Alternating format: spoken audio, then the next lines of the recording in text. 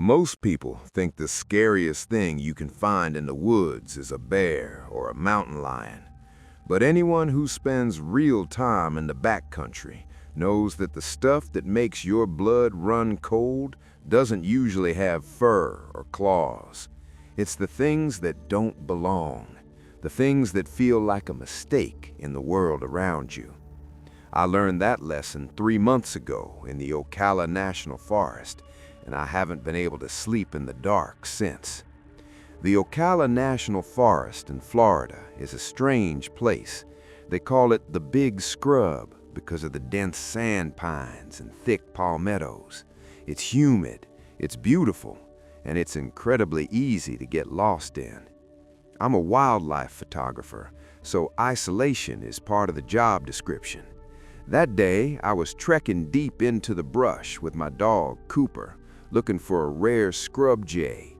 We were miles from the nearest paved road. About 4 hours in, I saw something that felt off. Sitting right on top of a weathered pine stump was a camera. It was an expensive Canon DSLR, the kind that costs a few $1,000s. It wasn't covered in dirt or leaves. It looked like someone had just set it down and walked away 5 minutes ago. I looked around, calling out a hello, but the only response was the wind through the pines. I picked up the camera. It was powered on. I hit the playback button to see if I could find a photo of the owner to identify them. There were no photos of birds or landscapes, just one 30-second video.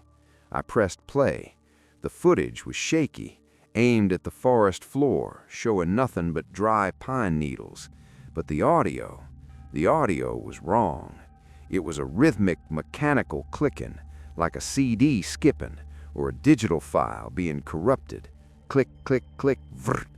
It was loud, layering over itself in a way that sounded totally artificial. Then the video just cut to black. I felt a sudden chill, despite the 80-degree Florida heat. Cooper started low growling, his hackles raised, staring at a wall of thicket just 10 feet away. I decided then and there that I was done for the day. I put the strange camera in my pack and whistled for Cooper. "Come on, boy, let's go." I checked my GPS, but the screen was a mess. The blue dot representing my location was spinning in a frantic circle, and the map wouldn't load. No big deal, I thought. I know these woods. I'll just head west toward the sunset until I hit the fire road. But as the sun dipped lower, the forest got quiet. Too quiet. In Florida, the woods should be screaming with cicadas and frogs. Instead, it was dead silence. Then I heard it. A voice. It came from the dense brush to my left. "Elias, over here. I found the trail." I froze. My heart skipped a beat because I recognized that voice instantly. It was my sister, Sarah. But Sarah lives in Savannah. She was 300 miles away. "Sarah?" I called out, my voice cracking. The voice responded immediately. "Elias, over here. I found the trail." It was the exact same tone, the exact same inflection. It sounded like a recording being played back.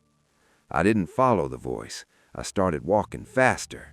Cooper was whimpering now, staying glued to my heel. Behind me, the voice started to change. It began to stutter. "Trail, trail, tret, tret, tret, vrrt." The digital clicking from the camera started up again, but this time it was coming from the treetops above me.